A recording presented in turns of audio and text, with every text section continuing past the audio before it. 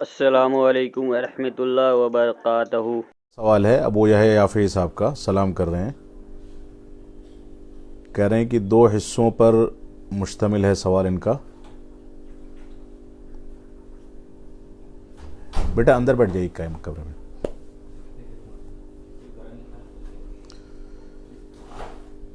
پہلا سوال ان کا 2 حصوں پر مشتمل ہے کہ کیا تمام صحابہ کرام کے لیے احترام و محبت واجب ہے؟ دوسرا سوال ہے کیا کسی مسلمان کو کسی صحابی کے کردار پر طعن کرنے کا حق حاصل ہے؟ دیکھیے، پہلے سوال کا جواب یہ ہے کہ ہاں، پہلے سوال کا جواب ہے، آپ کا پہلا سوال ہے کیا تمام صحابہ کرام کے لیے احترام محبت واجب ہے؟ جی، تمام صحابہ کرام کے لیے احترام و محبت واجب ہے۔ قرآن مجید نے جب سارے صحابہ کرام کے لیے رضامندی کا اعلان کر دیا، اللہ رب العالمین نے واضح کر دیا کہ اللہ رب العالمین ان سے راضی ہوا، وہ اللہ رب العالمین سے راضی ہوئے۔ قرآن و سنت میں کہیں بھی اس طرح کی استثناء موجود نہیں ہے کہ کسی صحابی رسول کو حق صحابیت سے الگ رکھا جائے۔ تو ہم کون ہوتے ہیں کہ صحابہ کرام کے احترام و محبت سے عدم وجوب کی بات کریں؟ تو حقیقت یہ ہے کہ سارے کے سارے صحابہ کرام سے احترام اور ان سے محبت واجب ہے، اور یہ ہمارے ایمان کا حصہ ہے۔ آپ کا دوسرا سوال ہے کیا کسی مسلمان کو کسی صحابی کے کردار پر طعن کرنے کا حق حاصل ہے؟ بالکل حاصل نہیں ہے۔ کسی بھی صحابی رسول کے کسی بھی کردار پر کسی انداز کا طعن کرنے کا حق کسی بھی مسلمان کو حاصل نہیں ہے۔ یہی اہل سنت والجماعت کا عقیدہ ہے کہ صحابہ کرام کے مشاجرات اور آپسی اختلافات جو ہوئے اجتہادی غلطیوں کی بنیاد پر یا دوسرے مسائل کی وجہ سے، ان پر اہل سنت والجماعت سکوت اور خاموشی اختیار کرنے کو واجب سمجھتے ہیں۔ لہذا کسی بھی صحابی رسول پر کسی انداز کا طعن کرنے کا حق حاصل نہیں ہے، اور نہ ہی کوئی ایسا سبب حقیقت میں موجود ہے جس کی بنیاد پر ہم کسی صحابی رسول پر طعن کر سکیں۔ لہذا ہمارے لیے واجب اور ضروری ہے کہ صحابہ کا احترام کریں، ان سے محبت کا اظہار کریں، اور کسی بھی صورت میں ان پر طعن کرنے کی گنجائش موجود نہیں ہے۔ اگلا سوال ہے سرفراز خان صاحب کا۔ سرفراز خان صاحب سلام کے بعد دعا کی گزارش کر رہے ہیں، اللہ تعالیٰ آپ کی دعا آپ کے حق میں دنیا اور آخرت کی تمام کامیابیوں کو آپ کا مقدر بنائے۔ اگلا سوال ہے ایک تھلقنی سنی، ان کا سوال ہے سلام کے بعد، کہہ رہے ہیں کہ جب ہم کسی شرک کی دعوت دینے والے مولوی کی گستاخی کو عام کر کے اس کا رد کرتے ہیں تو بریلویوں کی طرف سے یہ جواب آتا ہے کہ تم ہوتے کون ہو جو ہمارے علماء کا رد کرتے ہو؟ جو ہم سنی ہے اور ہمارا یہی عقیدہ ہے، ہم غوث اعظم کو پکارتے رہیں گے مرتے دم تک، تمہارے کہنے سے ہم باز نہیں آنے والے، اپنا دیکھو۔ دیکھیے، اس سلسلے میں تھوڑی سی تفصیل ہے۔ آپ کا سوال جو ہے وہ اگر ہم کسی غلط عقیدے یا قبر پرستی والے عقیدے کے حاملین کا رد کرتے ہیں تو رد کرنے کے نتیجے میں اس عقیدے کے حاملین ہمارے اوپر یہ کہتے ہیں کہ ہم ان کے اوپر تنقید کرنے والے کوئی نہیں ہیں، یا ان کے اوپر تنقید کرنے کا حق ہم کو حاصل نہیں ہے، اس طرح کی بات کہی جاتی ہے۔ دیکھیے، یہاں پر ایک مسئلہ ہے کہ ہم اگر کسی کے اوپر تنقید کرتے ہیں تو کبھی کبھار ہمارے بعض احباب ایسے ہیں جو تنقید کرنے میں غلط انداز کے اسلوب اور غلط انداز کے الفاظ تک پہنچ جاتے ہیں۔ تنقید علمی اور عالمانہ ہونی چاہیے، تنقید کے اندر اسالیب کا خیال کیا جانا چاہیے، ایک دوسرے کا احترام ہونا چاہیے، ایک دوسرے کے اوپر طعن و تشنیع اور غلط انداز کے الفاظ کا استعمال نہیں ہونا چاہیے۔ علمی لحاظ سے رد سخت سے سخت کیا جائے، لیکن الفاظ مناسب اور احترام والے استعمال کیے جائیں، یہ ہماری ذمہ داری ہے۔ اب کبھی کبھار رد کرنے میں انسان احترام کے دائرے سے باہر نکل جاتا ہے، غلط الفاظ استعمال کر لیتا ہے، غلط اسلوب استعمال کر لیتا ہے، تو رد عمل یہ آتا ہے کہ وہ لوگ بوکھلاتے ہیں اور پلٹ کر کے ہمارے اوپر تنقیدیں کرتے ہیں، طعن و تشنیع کرتے ہیں۔ لہٰذا اگر معاملہ کسی کے ساتھ ایسا ہے کہ تنقید کرنے والا غلط اسلوب اختیار کر رہا ہے تو اس کو اپنے اسلوب کو بدلنا چاہیے، یہ تنقید علمی اور عالمانہ ہونی چاہیے، اس میں غلط انداز کے اسالیب استعمال نہیں کیے جانے چاہیے۔ اگر کوئی شخص ایسا ہے کہ عالمانہ تنقید کے باوجود اس طرح کی باتیں کرتا ہے تو ایسی صورت میں گویا اللہ رب العالمین نے اس کے دل پر مہر لگا دی ہے، اور اللہ ہی ہدایت دینے والا ہے۔ ہم کو دعا کرنی چاہیے کہ اللہ رب العالمین اس کو ہدایت عطا فرمائے۔ اہل الحدیث کوئی ہیں، ان کا سوال ہے، سلام کے بعد کہہ رہے ہیں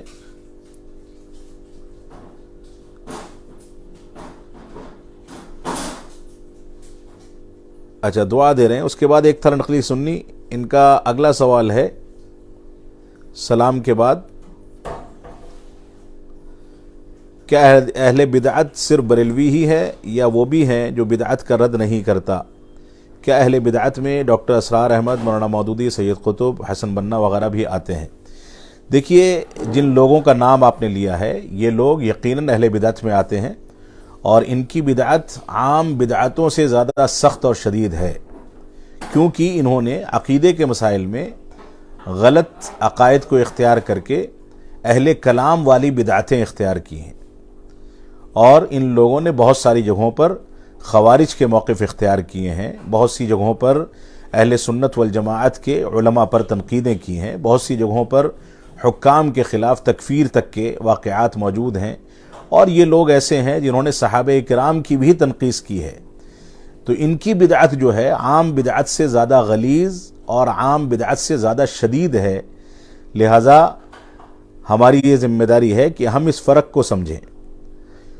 اور دوسرا، آپ کا اسی سوال کی پہلی شک جو تھی، کیا اہل بدعت صرف بریلوی ہی ہیں یا وہ بھی ہیں جو بدعت کا رد نہیں کرتے؟ دیکھیے، بریلوی قبر پرستی کی وجہ سے شدید بدعات کو اختیار کرنے والا طبقہ ہے، کیونکہ ان کے ہاں بدعات قبور ہیں، ایسی بدعتیں ہیں جو انسان کو شرک تک پہنچاتی ہیں، یا دوسرے الفاظ میں بدعات مکفرہ بھی ہیں ان کے ہاں۔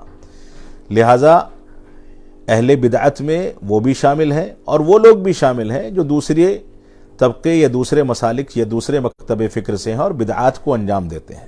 اب بدعت مکفرہ ہے تو زیادہ شدید ہے، مفسقہ ہے تو اس کی شدت میں کچھ کمی آ جاتی ہے، اس کی بھی مختلف نوعیتیں اور مختلف اقسام ہو سکتے ہیں، لیکن اہل بدعت کا رد کرنا یہ علماء کی ذمہ داری ہے۔ اگر علماء مصلحت کی وجہ سے، صلح کلی کی وجہ سے، یا دوسروں کو یہ کہہ کر کے کہ ہم ان کو جوڑنا چاہتے ہیں، کسی کا رد کرنا بند کر دیں گے تو دنیا سے بدعت کے بڑھنے کے واقعات بڑھنے لگیں گے، اس میں اضافہ ہونے لگے گا۔ علماء کی ذمہ داری یہ ہے کہ وہ جہاں بدعت سے دور رہیں وہیں اہل بدعت کا رد کریں، کیونکہ دعوت و تبلیغ جہاں اچھائیوں اور اعمال صالحہ کی دعوت کا نام ہے، وہیں بدعات و خرافات اور شرکیات کی تردید کا نام ہے۔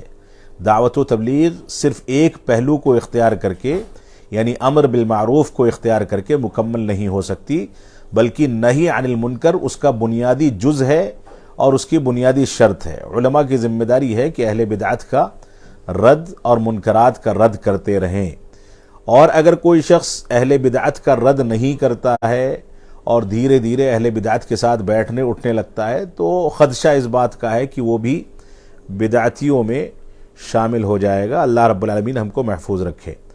اگلا سوال ہے انہی کا، ایک تھا نقلی سنی کا، سلام کر رہے ہیں، کہہ رہے ہیں کہ ایک تبلیغی اپنے بیان میں کہہ رہا تھا کہ ہم نے علماء سے سنا ہے کہ جو لوگ ننگے سر نماز پڑھتے ہیں وہ متکبر ہیں اور متکبر جنت میں نہیں جائیں گے۔ اس طرح کہنے والے کیا دینے لفظوں میں ننگے سر نماز پڑھنے والوں کو جہنمی نہیں کہہ رہے ہیں؟ دیکھیے، اس طرح کے الفاظ مسلکی تعصب کی بنیاد پر لوگ استعمال کرتے ہیں، ان کو سمجھایا جانا چاہیے، نرمی کے ساتھ ان کے ساتھ اچھا تعامل کر کے ان کو بتایا جانا چاہیے کہ صحابہ کرام کے دور میں ان کے پاس صرف ایک چادر ہوتی تھی، ٹوپی اور عمامہ تو دور کی بات ہے، وہ لوگ تصور بھی نہیں کر سکتے تھے، ان کے پاس اتنے کپڑے ہی نہیں ہوتے تھے کہ وہ سر ڈھانکیں۔ تو سر ڈھانکنا بہرحال نہ ڈھانکنے سے بہتر ہے، سر ڈھانک کر کے نماز ادا کرنا یا سر ڈھانک کر کے رکھنا یہ نہ ڈھانکنے سے بہتر ہے، اس میں کوئی شبہ نہیں، لیکن سر ڈھانکنے نہ ڈھانکنے والوں پر اس قدر تنقید کی جائے کہ وہ متکبر ہوتے ہیں اور جنت میں نہیں جائیں گے، اس طرح کا کوئی حکم لگاتا ہے تو بہت بڑی غلطی کر رہا ہے، اس کو توبہ کرنی چاہیے، اور ہماری ذمہ داری ہے کہ اس کو نرمی کے ساتھ سمجھائیں۔ بہت سارے صحابہ کرام تھے جو ننگے سر نماز پڑھنے پر مجبور تھے، ان کے پاس سر ڈھانکنے کے لیے چادر یا کپڑا تھا ہی نہیں۔ ایک صحابی رسول اکرم صلی اللہ علیہ وسلم کے پاس آتے ہیں، کہتے ہیں کہ میرے پاس ایک چادر ہے، میں جب سجدہ کرتا رکوع کرتا ہوں تو میرا گھٹنا کھل جاتا ہے، اور اگر گھٹنا ڈھانکتا ہوں تو میرا کندھا کھل جاتا ہے، اتنی تنگ چادر ہے، تو میں کیا کروں، کیسے نماز پڑھوں؟ تو اللہ کے نبی صلی اللہ علیہ وسلم نے فرمایا کہ جب تمہارے پاس یہی اتنا ہے تو مجبور ہو اسی میں نماز ادا کرتے رہو۔ تو اس طرح کے واقعات بے شمار صحابہ کرام کے ملتے ہیں۔ تو صحابہ کرام کے پاس چادریں ناکافی ہوتی تھیں، سر ڈھانکنا تو دور کی بات ہے، لہٰذا اس طرح کی باتیں اور اس طرح کا حکم لگانے والوں کو توبہ کرنی چاہیے، اور ہمیں بھی ان سے نرمی کے ساتھ پیش آ کر کے ان کو سمجھانا چاہیے کہ آپ کا یہ وتیرہ اچھا نہیں ہے۔ اگلا سوال ہے ایک تلقنی سنی کا، کہہ رہے ہیں کہ اجمیر درگاہ اعلی حضرت کا نعرہ لگانا ان کا اپنا مسئلہ ہے، لیکن امیر معاویہ کا نعرہ لگانا کیا صحیح تھا؟ دیکھیے یہ پرانا جھگڑا ہے، میں اس پر بہت زیادہ تفصیل سے تبصرہ نہیں کرنا چاہتا۔ اصل میں قبر پرستوں نے امیر معاویہ رضی اللہ تعالیٰ عنہ کے خلاف تبرہ بازی کی ہے شیعوں کا ساتھ دیتے ہوئے۔ اگرچہ قبر پرستی کرنے والے اور رافضہ یعنی شیعہ دونوں ایک ہی تھالی کے دو بیگن ہیں، ان کے عقائد قبر پرستی کے مشترک ہیں، لیکن یہاں پر مسئلہ یہ ہے کہ اجمیر کی درگاہ سے کئی بار اس طرح کے بیانات آ چکے ہیں، جس میں وہ لکھنؤ کا ایک ندوی ہے وہ بھی شامل ہے، امیر معاویہ رضی اللہ عنہ کے خلاف تبرہ بازی، ان کے خلاف غلط انداز کے تبصرے، ان کی تنقیص، ان کی توہین، اس طرح کی چیزیں یہ لوگ کرتے رہے ہیں۔ اب وہاں کیا نعرہ لگا ہے، کیا ہوا ہے، میں نہیں جانتا ہوں تفصیل کے ساتھ، لیکن اس طرح کی نعرے بازی اور اس طرح کا شور شرابہ یقیناً غلط ہے، اس کی گنجائش موجود نہیں ہے۔ اگلا سوال ہے ایک تھا نقلی سنی انہی کا، کہ سوالات آپ کے زیادہ ہیں، دوسرے لوگوں کو موقع کم مل رہا ہے۔ ان کا اگلا سوال ہے، تبلیغی جماعت کے اکثر لوگ یہ کہتے ہیں کہ بے نمازی کو نمازی بنانے کے لیے تمہیں جو کرنا ہو کرو، لیکن نماز کو مت چھوڑو۔ یہ بات میں 17 سال سے سنتا آ رہا ہوں۔ اب اس طرح کی غلط الفاظ جو کہ کسی خاص فرقے کا اپنا ہو کو کوئی اسلام بتا کر کے اسلام کے خلاف بولتا ہے تو ایسے کو کیا کہا جائے؟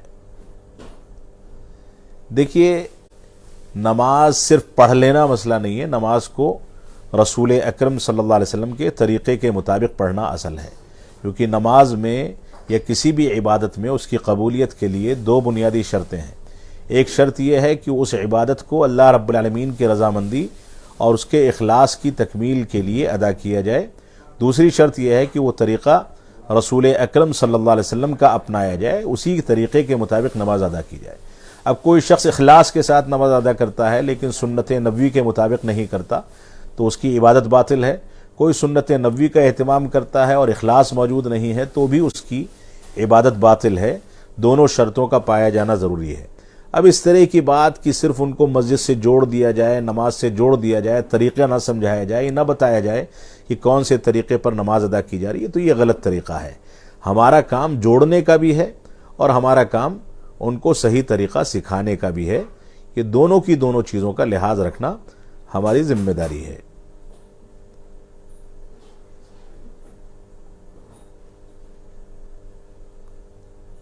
اگلا سوال ہے سباس صاحب کوئی ہیں، اچھا ان کا وہی یہ پاکستان کی ویزا کمپنی کے ہیں، اللہ ان لوگوں کو ہدایت عطا فرمائے۔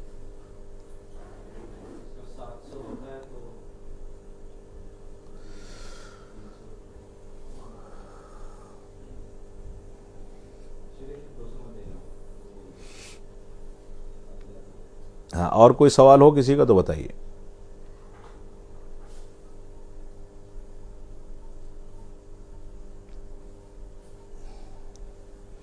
عثمان ابن شبلی صاحب کوئی ہیں، وہ سوال کر رہے ہیں سلام کے بعد امید ہے کہ اللہ کی رحمت سے آپ بخیر ہوں گے۔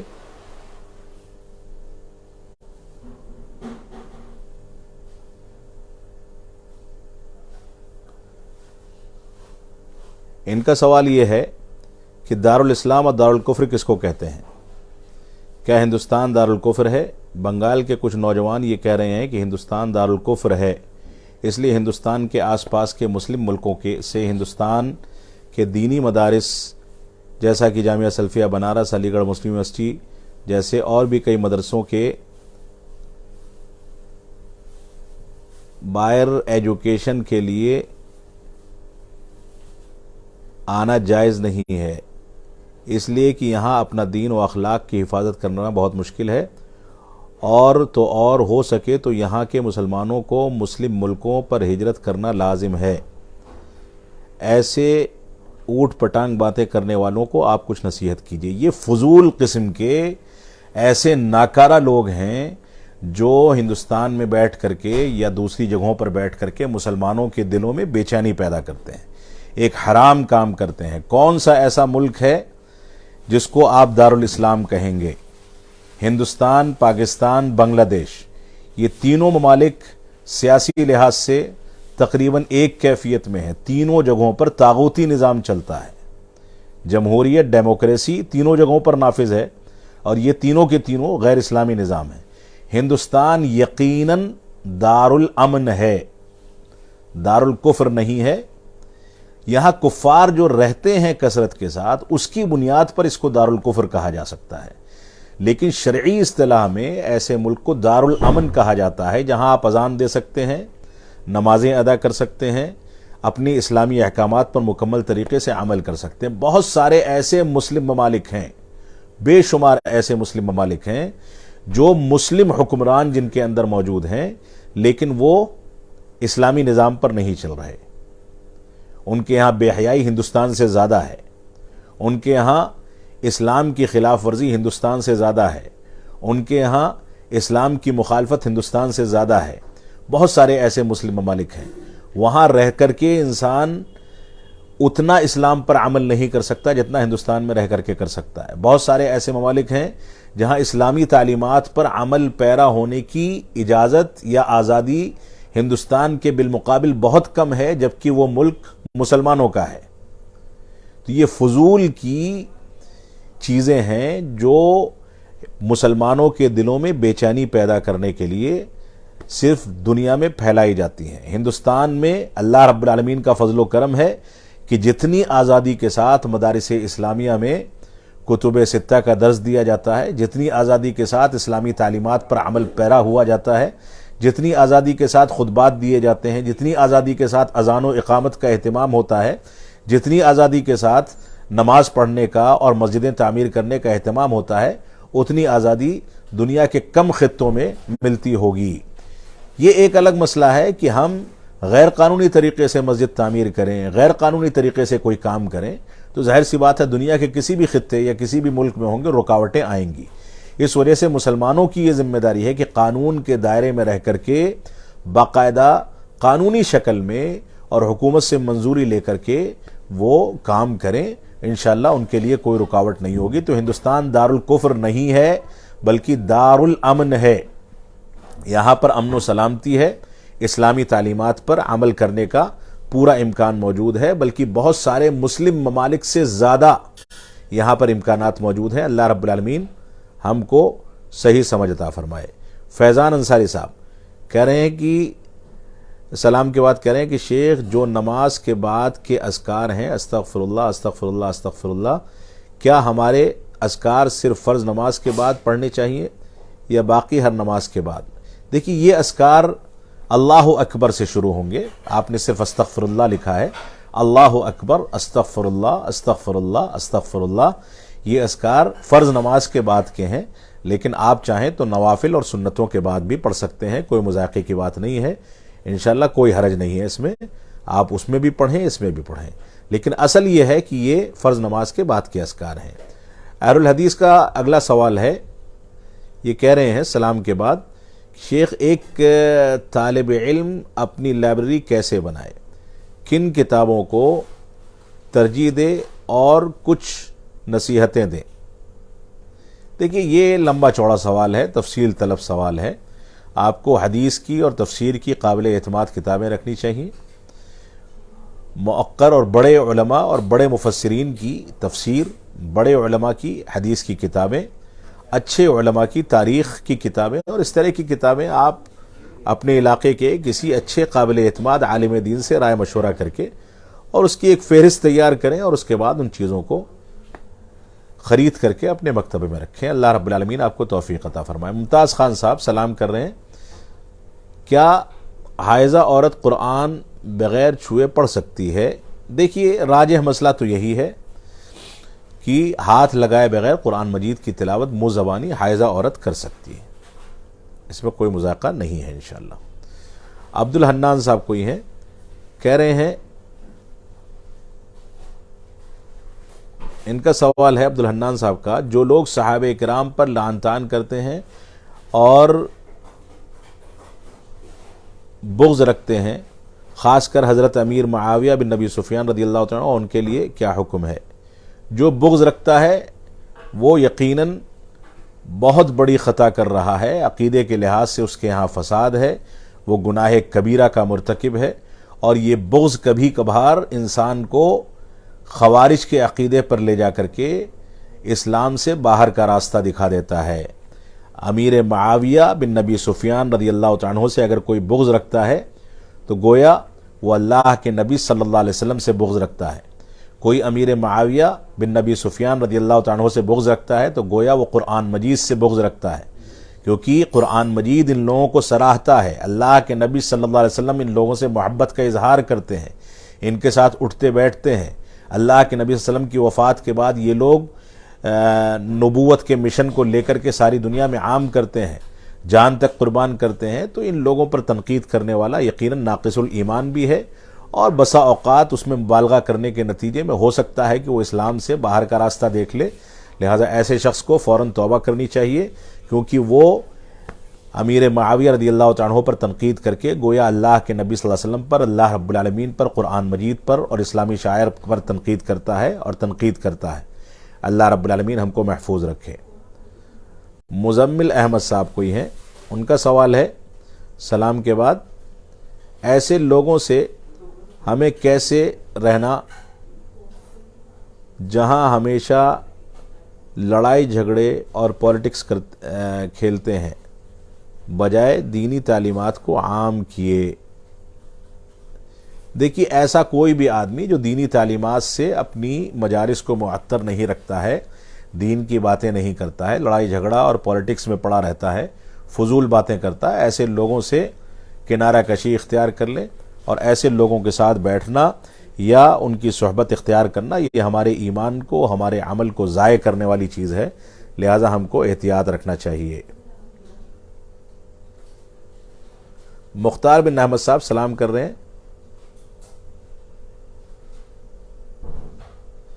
کہہ رہے ہیں کہ 12 اماموں کا سچ کیا ہے؟ یہ رافضہ کا عقیدہ ہے، اثنا عشریہ کا، 12 اماموں کا جو باطل عقیدہ ہے. کوئی 12 امام نہیں ہے.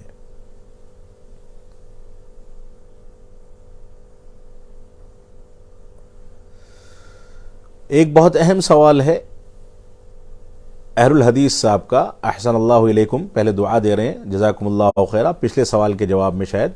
اس کے بعد کہہ رہے ہیں کہ یوم جمہوریہ منانے کا کیا حکم ہے؟ یوم جمہوریہ، یوم آزادی، یہ فقہ الاقلیات کے تحت بسا اوقات مسلمانوں کے لیے ضروری عمل ہے. ہندوستان جیسے ملک میں جہاں مسلمان اقلیت میں ہے تو اقلیتوں کے سلسلے میں علماء نے فقہ الاقلیات کے تحت بعض مخصوص احکام ذکر کیے ہیں.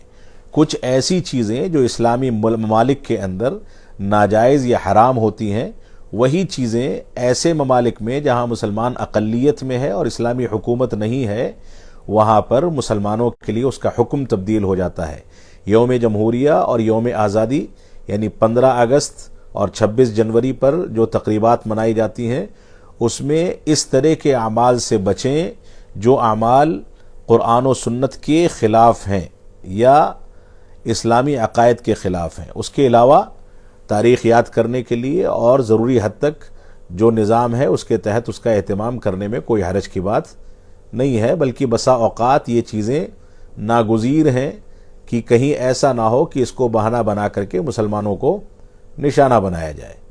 اس وجہ سے ہمیں اس بات کا خیال رکھنا چاہیے۔ عمران علی شیخ صاحب سلام کر رہے ہیں، خیریت پوچھ رہے ہیں۔ پہلا سوال ہے، کسی عام انسان کو زیبا دیتا ہے کہ کسی عالم دین پر تنقید کی جائے، چاہے وہ سوشل میڈیا پہ یا کسی واٹس ایپ گروپ میں؟ پہلا سوال آپ کا یہ ہے۔ دیکھیے، کسی عام آدمی کے لیے کسی عالم دین پر تنقید اور تنقید کو رواج دینا یہ غلط ہے۔ یہاں تک کہ کوئی ایسا عالم دین ہے جو باطل عقیدے پر ہے، اس کے اوپر بھی ذاتی اور نجی تنقید کرنے سے ہم کو بچنا چاہیے، لیکن اس کے بدعات والے مواقف کی دلائل کی روشنی میں علمی اور عالمانہ تنقید سختی کے ساتھ کی جانی چاہیے، لیکن ذاتیات پر نہیں آنا چاہیے۔ آج کل ہوتا یہ ہے کہ انسان سے جب جواب نہیں بن پڑتا ہے تو ذاتیات پر آ جاتا ہے، اور ایک عام آدمی کے لیے کسی عالم پر تنقید کرنا یا غلط انداز کے الفاظ استعمال کرنا یہ نازیبا حرکت ہے، اس سے ہم کو بچنا چاہیے۔ دوسرا سوال ان کا یہ کہ ایک عام آدمی پڑھا لکھا جو قرآن و سنت پر پڑھتا ہے، اس کو کسی عالم دین سے علم حاصل کر سکتا ہے؟ دیکھیے، جو آدمی پڑھا لکھا ہے قرآن و سنت پر، بلکہ کوئی بھی شخص ہو، قرآن و سنت پر پڑھا لکھا ہونا یا قرآن و سنت کا علم رکھنا یہ کافی نہیں ہے، بلکہ اس کو منہج صحابہ پر سمجھنا ہماری ذمہ داری ہے، اور ہر شخص کی یہ ذمہ داری ہے کہ عالم کے پاس رجوع کرے، عالم سے مسائل کو سمجھنے کی کوشش کرے۔ یہاں تک کہ علماء کی یہ ذمہ داری ہے کہ جن مسائل میں ان کے یہاں کمزوری ہے وہ دوسرے راسخ اور اچھے اور بڑے علماء، قابل علماء سے رجوع کر کے اپنے علم میں اضافہ کرتے رہیں۔ تو ہر انسان کی ذمہ داری ہے کہ اپنے سے بڑے عالم سے جڑے، ایک عالم کی ذمہ داری ہے کہ اپنے سے بڑے عالم سے جڑے۔ یہ سلسلہ ایک دوسرے سے جڑ کر کے علماء کی نگرانی میں، علماء کے اشراف میں آگے بڑھتا ہے، تبھی جا کر کے انسان کو دین کا صحیح علم حاصل ہوتا ہے۔ ریحان ذکی الدین صاحب کا سوال ہے کہ شیخ، دل کو قلب سلیم اور قلب منیب کیسے بنائے؟ نیکیاں کر کے، اعمال صالحہ کر کے، دل کی نیت کو صاف کر کے، اللہ رب العالمین سے قربت اختیار کر کے قلب صالح اور قلب منیب بنا سکتے ہیں۔ یہ بنیاد یہ ہے کہ حلال و حرام کی تمیز ہو، حلال پر اکتفا کریں، حرام سے دوری اختیار کریں، قرآن مجید سے اور اللہ رب العالمین کی ذکر و اذکار سے زیادہ دل لگائیں، انشاءاللہ اس میں تبدیلی آئے گی۔ ریحان ذکی الدین صاحب کا اگلا سوال ہے کہ شیخ، سعودی کی حکومت اور انڈیا کی حکومت کے خلاف بولنا جائز نہیں، اور اردوغان اور طالبان کے خلاف بولنا جائز ہے؟ دیکھیے، کسی بھی حکومت کے خلاف بولنا جائز نہیں ہے، لیکن اگر کہیں پر تنقید کی جاتی ہے تو بدعات کے رد کے قبیل سے کی جاتی ہے۔ کہیں بدعت ہے، اردوغان کے یہاں قبر پرستی ہے، ترکیہ میں ہم جنس پرستی ہے، زناکاری کے اڈے ہیں، شرابیں پی جاتی ہیں، اس طرح کی چیزیں جن کا تعلق معاشرے کو تباہ کرنے یا عقائد کے بگاڑ سے ہے، ان چیزوں پر تنقید کی جاتی ہے۔ تنقید کرنے سے مقصد یہ ہرگز نہیں ہوتا کہ وہاں کی عوام کو وہاں کی حکومت کے خلاف ورغلایا جائے، ایک بات۔ دوسرا، ہندوستان میں بیٹھا ہوا آدمی جب ترکیہ پر تنقید کرتا ہے، یا جیسا کہ میں نے ماضی میں کچھ خطبات میں یا کچھ سوالات کے جوابات میں ایسا کہا ہے، جس پر لوگ تنقید کر رہے ہیں کہ ایک اسلامی حکومت پر اس طرح کی بات کیوں کی جا رہی ہے، وہاں پر اسلامی حکومت کے خلاف گفتگو کرنا مقصد نہیں تھا، بلکہ بدعات کے خلاف اور گمراہ عقائد کے خلاف بات کرنا مقصد تھا۔ یہاں پر پریشانی یہ ہے کہ تھوڑا سا پروپیگنڈا اٹھتا ہے اور سعودی عرب کے خلاف ترکیہ اور ساری دنیا متحد ہو جاتی ہے، اس کے توحید کے خلاف، حرمین کے خلاف، عقیدے اہل سنت والجماعت کے خلاف، یہ سارے کے سارے ایک ہو جاتے ہیں۔ ایران کے ساتھ کوئی ایک ہو جائے گا، کوئی جا کر کے قطر کے ساتھ ایک ہو جائے گا، کوئی اخوان المسلمین کے ساتھ ایک ہو جائے گا، اور اس کے بعد مسلمان جھوٹی خبریں پھیلا کر کے سعودی عرب کے خلاف بوال کھڑا کرتے ہیں اور ان لوگوں کی حمایت کرتے ہیں۔ جھوٹی خبروں کی بنیاد پر جھوٹے واقعات بتائے جائیں گے، جھوٹا پروپیگنڈا کیا جائے گا، اور اس کے بعد ان لوگوں کا نام کیا جائے گا، سعودی حکومت کو بدنام کیا جائے گا۔ پھر ہم ان کے عقیدے کی بنیاد کے ان کے اوپر کوئی تنقید کرتے ہیں تو آ کر کے وہ لوگ یہ کہتے ہیں کہ نہیں حکومت کے خلاف بولنا صحیح نہیں، یا حکومت کے خلاف بولنا مقصد نہیں ہے، بلکہ بدعات پر اور شرکیات پر تنقید کرنا مقصد ہے۔ اس تنقید کے ضمن میں دنیا کی کوئی بھی طاقت، کوئی بھی حکومت آئے، وہ اصلاً اس کی منکرات کے خلاف بات بولنے کے ضمن میں اس کو سمجھا جانا چاہیے۔ اللہ رب العالمین ہم کو صحیح توفیق عطا فرمائے۔ عمران علی شیخ صاحب کا سوال ہے، کہہ رہے ہیں کہ کچھ لوگ اہل حدیث جمعیت پر تنقید کا نشانہ کرتے ہیں، کچھ عالم دین کی غلطی کی وجہ سے ان کے ساتھ میں اہل حدیث جمعیت کو بزدل ہے، ایسی سوچ پیدا ہو رہی ہے، اس پر وضاحت کریں۔ دیکھیے، جب انسان راہ راست سے بھٹک جاتا ہے، غلط چیزوں کے اوپر چلنے لگتا ہے، عملی لحاظ سے کمزور ہو جاتا ہے، تو اللہ رب العالمین اس کے اوپر ایسے لوگوں کو مسلط کر دیتا ہے جو لوگ عملی لحاظ سے کمزور ہیں، جن کی پالیسیاں کمزور ہیں۔ ہماری جمعیت کی صورتحال جو بھی ہے، لیکن بہرحال وہ جمعیت ہے، اور اس کے جو ذمہ داران ہیں وہ ذمہ داران ہیں، ان کو تنہائی میں بیٹھ کر کے سمجھایا جانا چاہیے۔ ان کے ہاں بہت ساری خامیاں ہیں، ہم بھی اس بات کو محسوس کرتے ہیں، لیکن اس کا مطلب یہ نہیں ہے کہ آپ پبلکلی اور ہر جگہ پر ان کے اوپر تنقید کرتے پھریں اور دوسرے مکاتب فکر کو ہمارا مذاق اڑانے کا موقع ملے۔ ان لوگوں کو نصیحت کی جانی چاہیے، تنہائی میں بیٹھا کر کے سمجھانا چاہیے، اور ان لوگوں کو خود سوچنا چاہیے کہ ان کا عمل پوری جماعت کے لیے نقصان دہ اور جماعت کو کمزور کرنے کا سبب پیدا کرتا ہے۔ لیکن اس کا مطلب یہ بھی نہیں ہے کہ ہم ہر جگہ اس کا پروپیگنڈا کریں۔ اللہ رب العالمین ہم کو اپنے بڑوں کا احترام کرنے اور چھوٹوں پر شفقت کرنے کی توفیق عطا فرمائے۔ یہ کہنا کہ جمعیت بزدل ہے، یہ وہ لوگ کہتے ہیں جو بذات خود بزدل ہیں۔ یہ کسی کو بزدل کہہ دینا یہ کوئی بہادری کا کام نہیں ہے۔ بہادری کا کام یہ ہے کہ جو کمیاں کوتاہیاں ہمارے بڑوں میں ہیں، آپ ان کمیوں کوتاہیوں کو مثبت انداز سے دور کرنے اور خود وہ کارنامہ انجام دینے کے لیے آگے بڑھیں۔ ہماری صورتحال یہ ہے کہ ہم نمازوں میں حاضری تو دے نہیں پاتے، دو لوگوں کے درمیان دعوت و تبلیغ کا کام تو کر نہیں پاتے، اپنے گھرانوں کے اندر خود اپنی یا اپنے بچوں کی اصلاح تو کر نہیں پاتے، ان کو مسجدوں سے جوڑ تو پاتے نہیں ہیں، اور اس کے بعد چلتے ہیں اپنے بڑوں پر تنقیدیں کرنے کے لیے۔ یہ بڑی غلط بات ہے۔ اگر کسی کے اندر بزدلی نہیں ہے، بہادری ہے، تو اپنے لوگوں میں دعوت تبلیغ کا کارنامہ انجام دے کر کے دکھائے۔ اللہ رب العالمین ہم کو ہدایت عطا فرمائے اور شور و غوغا سے اور اس طرح کی چیزوں سے محفوظ رکھے۔ ریحان ذکی الدین صاحب، اس کا سوال میں دے چکا ہوں، آپ کے سوال کا جواب پہلے آ چکا ہے۔ اگلا سوال ہے ان کا، کیا ڈیموکریسی کی حکومت جائز ہے اور کیا ہم ریپبلک ڈے سیلیبریٹ کر سکتے ہیں؟ اس کا تذکرہ پہلے گزر چکا، ایک سوال کے جواب میں یہ آ چکا۔ اگلا سوال ہے DRX استغفار کوئی ہیں، سلام کر رہے ہیں کہ میں نے آپ کے ایک لیکچر میں سنا تھا کہ حافظ عثمان ربانی کو نہیں سننا چاہیے، وہ کیوں؟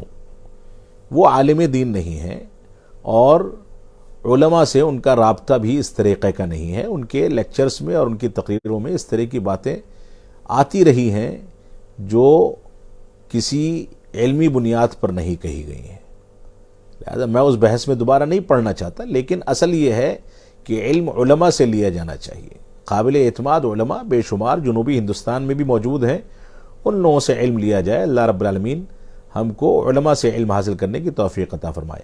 اگلا سوال ہے مزمل احمد صاحب کا، کہہ رہے شیخ ہمیشہ قیامت کی نشانیاں سنانا اور گناہوں کو کا اثر ہمیشہ یہی سنانا صحیح ہے کیا کہ ہمیں گراؤنڈ ریئلٹی پہ بات کرنا چاہیے؟ تفصیلاً سمجھائیں۔ دیکھیے، کچھ لوگ ایسے ہوتے ہیں جو قیامت کی نشانیوں اور علامتوں کے بارے میں بار بار ذکر کرتے ہیں، پیشین گوئیاں کرتے ہیں کہ اب ایسا ہو گیا، اب ایسا ہونے والا ہے، 10 سال کے بعد ایسا ہوگا، 15 سال کے بعد ایسا ہوگا، ہماری پیشین گوئی ہے۔ یہ سب فضول کی باتیں ہیں، یہ غیبی دعویٰ ہے۔ غیب کے علم کا دعویٰ ہے، آگے کیا ہونے والا ہے اللہ بہتر جانتا ہے۔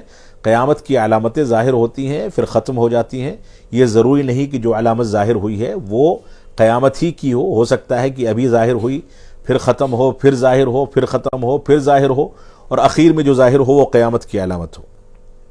ہمیں گراؤنڈ ریئلٹی پر کام کرنا چاہیے، لوگوں کی اصلاح کا، اور قیامت کی جو علامتیں احادیث کے اندر ذکر کی گئی ہیں وہ در حقیقت رسول اکرم صلی اللہ علیہ وسلم کی نبوت کی سچائی اور صداقت کو بیان کرنے کا ایک ذریعہ ہے۔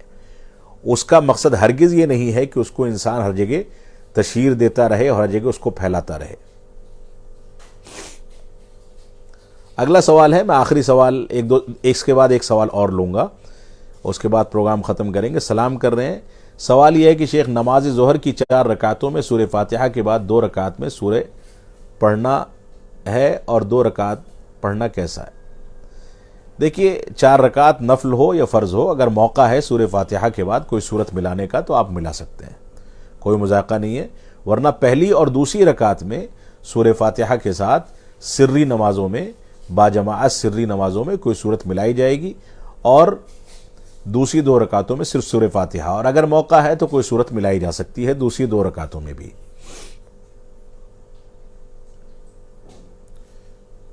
ایک سوال میں اور لوں گا، اس کے بعد بات کو ختم کریں گے۔ رضوان انصاری صاحب کوئی ہیں؟